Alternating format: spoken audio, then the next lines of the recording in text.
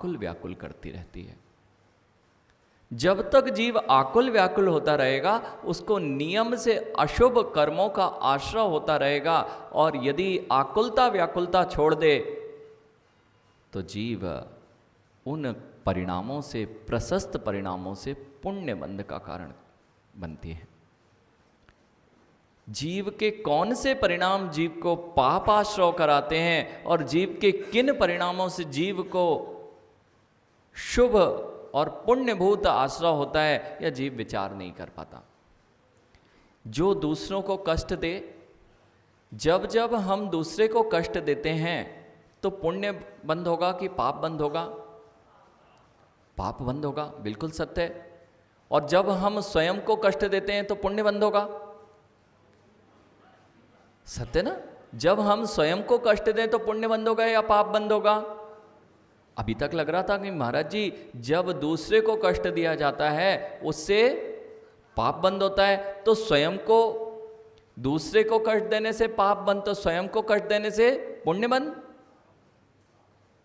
और यदि दूसरे को सुखी करने से क्या होता है?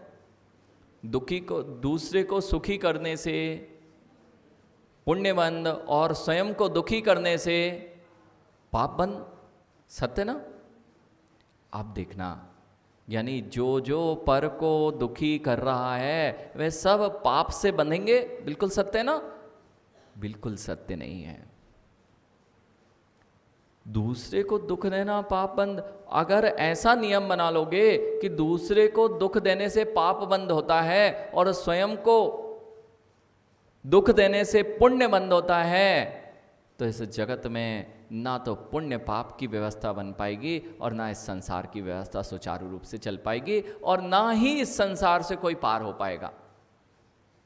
झांसी जी, मुनिराज यदि ये मुनि बनने के लिए ब्रह्मचारी जी निकल पड़े तो इन्होंने किसी माता पिता को कष्ट दिया ना? माता पिता को दुख दिया ना इन्होंने, और माता पिता के दुख देंगे तो इनको पाप बंद होगा। माता पिता को दुख देगा कोई व्यक्ति तो ज्ञानी पाप बंद होगा ना? अभी तो आप बोल रहे थे दूसरे को दुख देने से पाप बंद होता है, तो जितने मुनिराज हैं इनको तो तीव्र घोर घोर पाप बंद होगा। क्यों? जिस परिणाम से, ध्यान रखना, मैं किसी को कष्ट दे रहा हूं कि कष्ट नहीं दे रहा हूं, वहां मेरा अभिप्राय किसी को कष्ट देने का नहीं है, बल्कि मेरे कारण अनेक अनेक कष्ट ही होते हैं, उस कष्टों से बचा लिया गया है विशुद्धि से।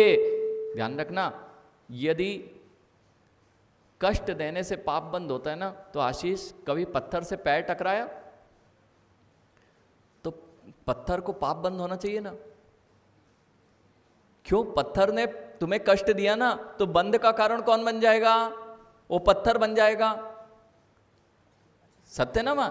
जो दूसरे को कष्ट दे उसको पाप बंद होता है, तो पत्थर ने तुम्हें कष्ट दिया तो बंद किसको होगा? पत्थर को होगा। इसलिए व्यवस्था को समझना कि मैं कौन से परिणामों से, मैं सब सुनता तो हूं, देखना मैं यहां सुन सुन के जाता हूं लेकिन कुछ कर नहीं पाता हूं, मेरे साथ में क्या घटना घटती है। हाँ जी, एक वैद्य जी ने बोला व्यक्ति को, उसको चोट लग गई थी, जहां चोट लगी है वहां मलहम लगा लो, ये मलहम दे दी। 10 दिन बाद वह पहुंच गया फिर से, डॉक्टर साहब आपने मलहम दी थी, मलहम पूरी खत्म हो गई लेकिन अभी तक चोट ठीक नहीं हुई। तो कहते हैं ऐसा कैसे हो गया, 10 दिन हो गए और तुम्हें मलहम दी थी, इतनी अच्छी मलहम थी रुपेश कि वह जहां पर चोट लगी वहां लगा देना। तो व्यक्ति ने कहा आपने लगाई थी मलहम? बिल्कुल लगाई थी, पूरी की पूरी जो मलहम थी वह खाली हो चुकी है, फिर भी चोट ठीक नहीं हो रही, आपने ऐसी कैसी दवा दी? कहते बताओ कहाँ है घाव? कहते ये है घाव। कहते कहाँ मलहम लगाई? कहते जिस पत्थर से लगी थी, आपने कहा था जिसमें चोट लगी है उस पत्थर पे लगा देना। जहां चोट लगी है तो मैंने पूरी पत्थर पे लगाई। यानी सबको देखो कैसा विवेकवान जीव था ना, चोट ठीक हो जाएगी ना मां, वैद्य ने कहा, डॉक्टर ने कहा, जहां चोट लगी वहां पे मलहम लगाओगे, जहां चोट लगेगी वहां अगर मलहम का प्रयोग किया जाएगा तो आपकी चोट ठीक हो जाएगी। और भंवर लाल जी गए, जिस पत्थर से चोट लगी थी पूरी की पूरी मलहम उस पे लगा दी, आज तक चोट ठीक नहीं हुई। कितना अविवेकी जीव है ना, जो पत्थर पर मलहम लगाता है। घाव किसी और को हुआ है, घाव पर मलहम लगानी चाहिए थी, पत्थर पर लगाते हैं। ऐसा जीव वह व्यक्ति नहीं था, ऐसा प्रत्येक व्यक्ति है। किसी ने मुझे 10 सुनाई, घाव मेरे अंदर हुआ था, मैंने कहा जाओ ये जिनवाणी की मलहम है, इसको लगा लो, तुम ठीक हो जाओगे। मैं जाके दूसरे को जिनवाणी सुना के आ जाता हूँ, पत्थर पर मलहम लगा देता हूँ, मेरे अंदर का घाव तो वैसा का वैसा ही बना हुआ है। अब हंसो, अभी हंस रहे थे उस पे, अभी सारे के सारे किस पर हंस रहे थे? उस अविवेकी बालक पे हंस रहे थे। उस अविवेकी बालक के ऊपर तुम्हें हंसी आ रही थी कि पत्थर पे मलहम लगा रहा है, कैसा अज्ञानी बालक है। और हम जीवन पर्यंत से क्या करते आ रहे हैं? जैसे ही यहां जिनवाणी सुनी, अरे आज तो महाराज जी ने दूसरे के लिए क्या अच्छी बातें कही। कल तो यही चल रहा था जगदीश जी, कल तो यही चल रहा था, पूरे में चर्चा यही थी कि आज ऐसे ही होना चाहिए। यानी बस तुम पत्थरों पे मलहम लगाते रहो और अपने घाव पर मलहम लगाना नहीं, अपने राग द्वेषों की पूर्ति करना नहीं और दूसरे पर मलहम लगाते रहना, बस तुम्हारा घाव बना रहेगा। इसी का नाम है अप्रशस्त परिणाम। मैं दूसरों के लिए बड़ा सजग हूं, वो सुधर जाना चाहिए मनीष, वो सुधर जाना चाहिए। अब ये पूजा कैसे कर रहे, सुधर जाएं बे, गड़बड़ गड़बड़ पूजा करते हैं, कहीं किसी को चिल्लाते हैं, कहीं किसी को। तुम भी तो सुधर जाओ, क्यों दूसरे को देखते हो? भगवान कहाँ दिख रहे हैं आपको? आप सुधर जाओ। लेकिन अगर ऐसा बोला ना तो अभी जाके कहेंगे देखो हम तो सुधरे हैं।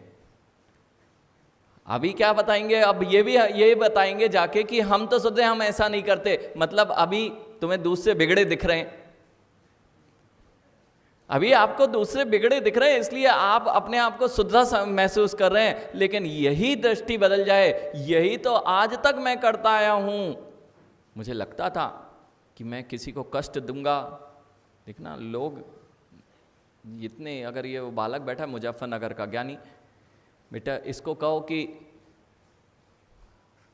बेटा महाराज बन जाना अच्छा रहेगा, तो माता पिता को बड़ा दुख होगा और उससे इसको पाप बंद होगा। सत्य ना। अब ये अगर मुनि बनेगा तो मोंटू को पाप बंद होगा, हाँ इसको बालक को पाप बंद होगा। क्यों? मम्मी पापा ने इतना पढ़ाया लिखाया और उनके लिए हम कुछ सेवा नहीं करें ऋषभ, तो ये अच्छी बात है क्या? शुभम, वो माता पिता बैठे हैं, तुम्हें इतना इंजीनियर बनाया, इंजीनियर बनाया, उसके बाद तुम सफ़ेद धोती दुपट्टा, अब सेवा करने का समय आया तो तुम धोती दुपट्टा पहन के बैठ गए, तो तुम्हें घोर घोर पाप बंद होगा ना। इसलिए दीक्षा नहीं लेना बेटा, ऐसा झांझरी जी कह सकते हैं, ऐसा झांझरी जी कह सकते हैं कि दीक्षा नहीं लेना बेटा। लेकिन इनकी बातों में आओगे ना तो ये दूसरे पे ही मलहम लगाने वाले हैं। इनसे पूछना, ये बड़े अच्छे से कह रहे थे कि हम माता पिता की सेवा करेंगे। इनको बहुत पहले आचार्य मिल गए थे, पता है? हो सकता है शादी के पहले ही मिल गए हों, मिल गए थे तब ये कह रहे थे हम माता पिता की सेवा करेंगे, माता पिता की सेवा करेंगे। लेकिन पता चला ये तो अपनी सेवा करवा रहे हैं और अपने बेटों की माँ की तो सेवा कर रहे हैं, लेकिन माता पिता का तो नाम ही नहीं है।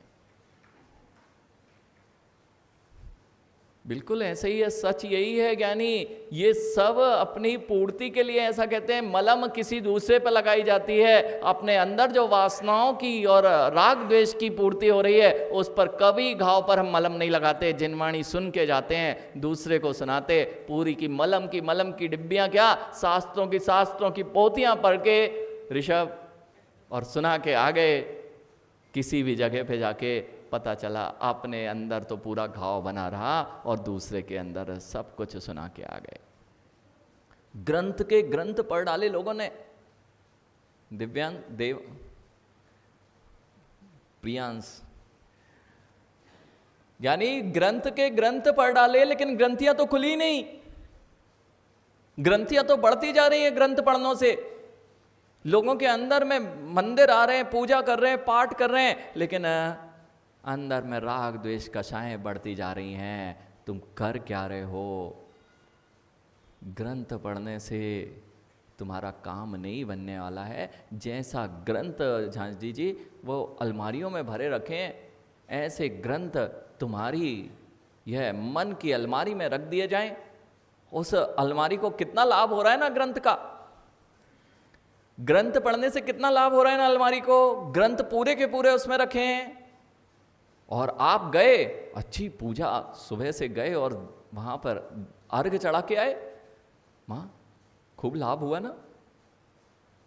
जिनवाणी की पूजा कैसे करना पड़ती है यह भी समझ लीजिए। जिनवाणी की पूजा अर्घ चढ़ाने से नहीं है। जिनवाणी को यदि हृदय में धारण करते हो, अलमारी जैसे नहीं।